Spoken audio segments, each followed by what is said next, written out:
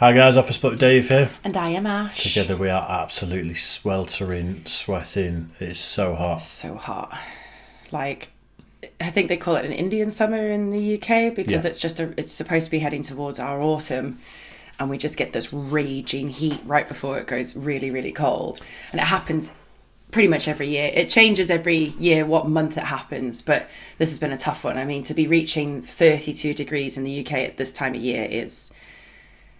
And the thing is, like, as well, like, people always say to me, oh, you're African, you should enjoy the heat. It's like, it's completely different heat. Here in the UK, because it's an island, it's so humid, it's so close and sticky, it's so uncomfortable.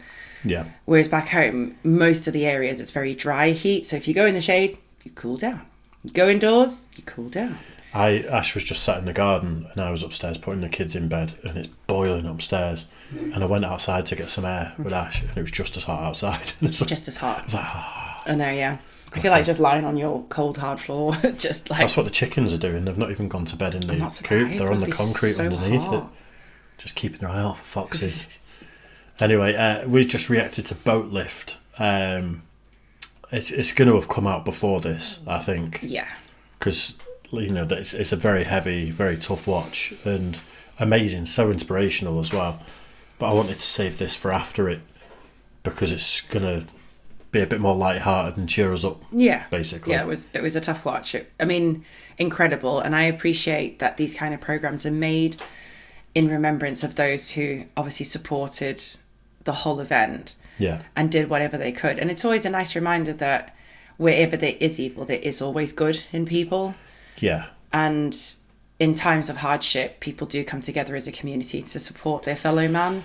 I think people are... It makes me think a lot of like the Manchester Arena bombing, yeah. Obviously with Ariana Grande's concert, and how people just stepped in and were helping each other wherever they could. I think people are mostly good, but I think people get so caught up in life and, you know, paying the bills and worrying about things and what's coming that they can be perceived as not being the best, but then the true version of themselves comes out when it's needed. Yeah. A lot of the time when, like, it doesn't matter if you can pay the bills or not when there's people suffering like that. Which is sad that big events is what takes that personality to come out in some people. Some people obviously aren't like that all the time. It is sad, but yeah. I think that's just human nature at the end of the day. Yeah. But we're going to do Chris Distefano's 9/11 story, which we've reacted to over at Office Blokes React. I have seen this. I think it'd be a good one to show you, though. Okay. A bit lighter than the last thing. It's a bit of stand-up comedy. Yeah. Which we are now branching out. And, you know, it's going to be mostly music still, but we're branching out to other things. Yeah. Yeah. So there you go. Right then, should we do it? Yeah. Chris Distefano's 9/11 story. Oh my God! Another straight white male. Boo! Oh my God! Look at this. Comedy on 9/11, you pieces of shit. I mean, absolute fucking garbage. You want to laugh? What are you, ISIS? What the fuck? Go home. Do people not get it? Do you not get it? In the back of the comedy club, somebody offered me hummus. I was like, not today. Not today. I'll take it 364 days of the year. Not today! This kid's triggered. What? Shut up, Bill. The fuck up. Ladies. Were you there? Where were you? 9/11. Fucking Connecticut? Where were you? Chicago. Fuck you. Not even close. I was here, goddammit. True story. Let's make it fun. You know, my mother, she worked in the second tower that was hit. Survived, thank God. But I went to an all-boy Catholic high school. You know, they came in, they told us, hey, boys, the towers were hit. And, you know, I didn't know if my mother was fucking dead or alive. So I started to cry. I was on steroids. I was 17. I was experimenting with Winstrol.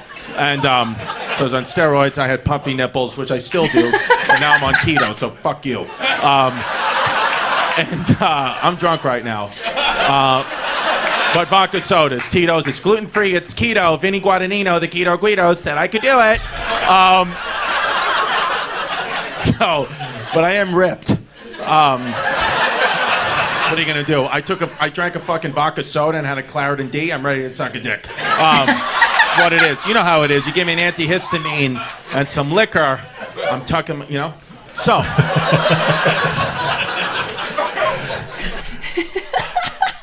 ridiculous. I've not watched this for a long time. He's funny, he's genius, he's so quick as well, like right off the mark. He's got a Netflix special that's more recent, and I tried it and I can't do it. Really? Yeah, I did about 15 minutes and I'm like... And he used to have a podcast called History Hyenas with another comic, and it was great. I used to listen to it all the time. I had to turn it down when I was driving past the kids' school, because some of the stuff they were saying, it's like, drop the kids off, have it on low and drive off, slowly turning it up. It was crazy. But yeah, this is just, it's hilarious, isn't it, so far? What? I thought I heard stairs. No, I was explicit tonight. No coming downstairs. Oh, no, yeah. No, because we're reacting to things that you're not allowed to see. It shouldn't be coming out. True story. Comment. This is all true. I'm not lying. Fucking, you know. So it happens. Towers go down. So I don't know. Like I haven't heard from my fucking mom. So I start to cry. Right? I just start to cry and get emotional because you know I'm fucking flipping out. It's my mom. I'm on steroids. I'm 17. You know. I don't know what to do. So this kid Frank starts to laugh at me. So I broke a chair right over his head. Just immediately just fucking knocked this kid unconscious. All boy Catholic high school. I mean, you would get detention for having a top button unbuttoned. I just put a kid in a legit coma. I'm done. Okay? So Tuesday, that was Tuesday, 9/11. Wednesday, all New York City schools are closed. Thursday, I was expelled on Tuesday, BTW. Threw me right out. And then my mother was okay. Can't get in touch with her. I finally get home to my house in Brooklyn, and I see my mom. She opens the door. When I get there, I genuinely thought it was a ghost. I'm like, oh my God, whatever. And she has blood all over her knee. I'm like, oh my God, what the fuck happened? She's like, I fell off the bus in Brooklyn. I'm like, how did you survive 9/11 and then you fell off the bus? What the fuck are you doing? This is not... Jesus Christ, lady. I mean, come on. You fell off the bus, but she did. So, whatever, she's fine. I don't tell anybody what happened. This is all true, what I'm telling you. I don't tell anybody what happened. And Wednesday, school's closed. Thursday, I just show up back at my high school like I didn't just put somebody in a coma.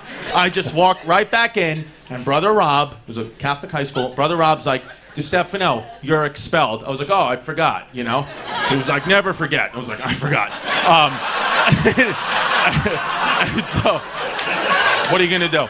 So, I forgot that I killed somebody, and I still had this fucking molar in my shoe. But, so my father, here's what you need to know about my father, Tony Distefano, AKA Tony Balls with a Z.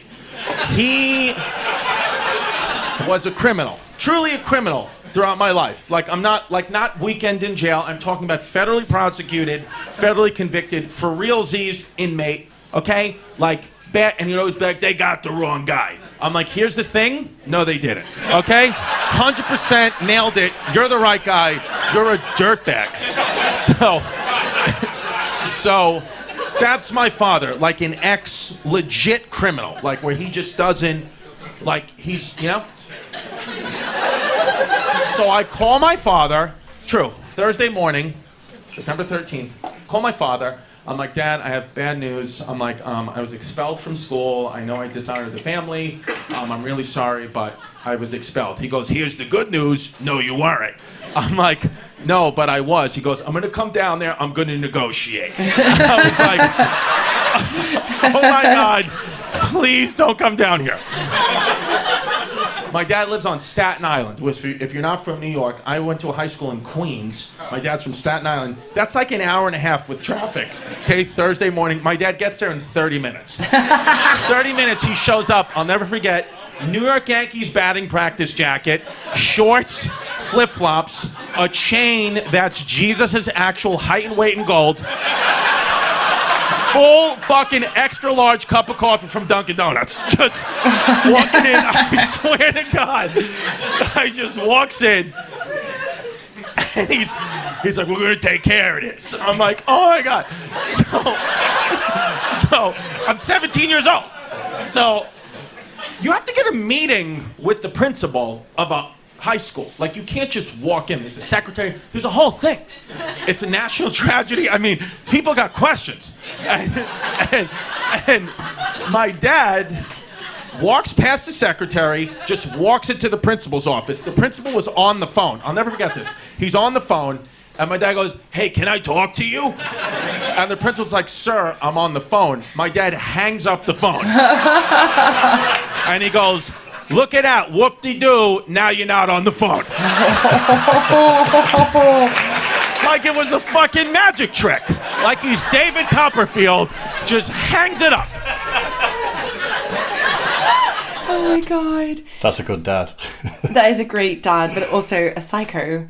Like, it's all his little, like, references and jokes. This is like when he goes back into school and just wonders, like, nothing's happened. He goes, you never forget. Yeah. It's just these subtle, little, that, yeah, it's subtle, but it's good. He's funny. He's really funny, but I can see why you get a bit frustrated with him. Like, I don't know if I could watch a full set. I've listened to him on certain podcasts when he's calmed down a little bit and had discussions with people. Yeah. And he's a very clever, insightful, nice guy. Yeah. Sometimes he's just so hyped up that I've heard him on podcasts where it's like, he's just like me, you know, I can just, yeah, it's him but times 10. And the special I saw, it's called Speshy Weshy on YouTube. He's very much lent into pretending to be gay, or is he not, even though he's got a missus and kids and all that sort of stuff. Whatever works for you. And it's gone down well. People have really enjoyed it. Fair enough. But that it irritates, it grinds you. When you try really hard, it Yeah. puts me off a little bit. And like I say, some podcasts he's been chill, and it's like, oh, he's such a cool guy.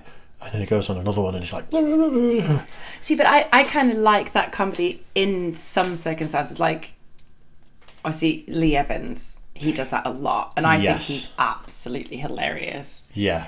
But he's like slapstick comedy, so it's like when he talks about the airplane toilets, that always makes me laugh. Yeah. Ooh.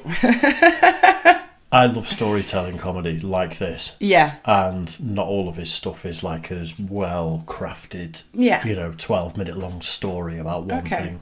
Which, like, this is my style of comedy. I absolutely love this. Yeah, it's good. He goes, look it out, whoop-de-doo, now you're not on the phone. Like it was a fucking magic trick. Like he's David Copperfield, just hangs it up. I'm like, what's happening? So my dad goes, because again, my dad's a criminal. So he uses criminal language. That's just how he speaks to people. He goes, my son allegedly hit somebody in the head with the chair, and we'd like to plead not guilty. So the principal is like, this isn't a court of law. We have video evidence of your son hitting somebody in the head with a chair. He's guilty and he's expelled. And my dad goes, there's got to be another way. And the principal goes, sir, there's no other way. So my dad rolls a wad of cash that he just pulled out of his pocket, out of a rubber band, just rolled it out and goes, is there another way? And the principal goes, are you going to bribe a man of God? And my dad goes, I lost God September 21st, 1979. Now, I don't know what that means, but I know he was in prison. So I'm thinking it was a shower situation. So, I don't want to get ahead of myself. But I think something went down in the showers. And he lost God. And yeah, God may be hiding in his butthole. I don't know what's happening. But oh, Jesus. my dad goes, I lost God. So the principal's like, well, he's expelled. My dad goes, there's got to be another way. And the principal goes, sir, there's no other way. So my dad finally says, let's just think of a plan, man to man. What could there be another way? And then the principal, I get it. It's just like, this guy doesn't know who my father is. He doesn't know what's going on. He's got a lot of shit on his mind. So the principal finally says to my father, he goes, "Sir, are you stupid? There's no other way." So my dad, he starts looking up the ceiling and laughing. My daddy goes, he goes, "Chrissy, did this guy just call me fucking stupid?" And I was like, "No habla inglés. No habla inglés. Yo no sé." And then my dad goes, "Chrissy, lock the fucking door." Anytime my dad called me by my transgender name, I fucking knew that shit was about to pop off, so I tucked it back and I locked that fucking door. Because I'm daddy's little princess and I know what daddy wants.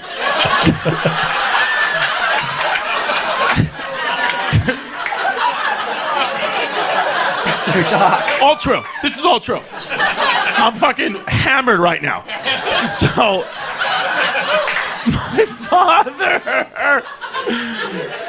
my father says to the principal, he goes, "Now you got two options." He goes, "The second option's really gonna suck for you." He goes, "Here's the first option. You put my son back in school. Easy fucking breeze." He goes, "The second option, I'm gonna come over there and I'm gonna break both the kneecaps."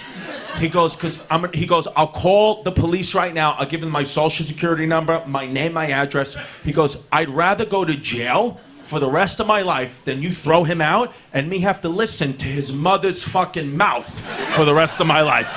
He goes, "Either way I'm in prison, I'd rather be in actual jail with my friends." He goes, "With my friends." He goes, "So the choice is yours." And it's so, because I was still tucked back on the first option, when he said, "Just put my son back in school, easy breezy," in my head I went, "Beautiful cover girl."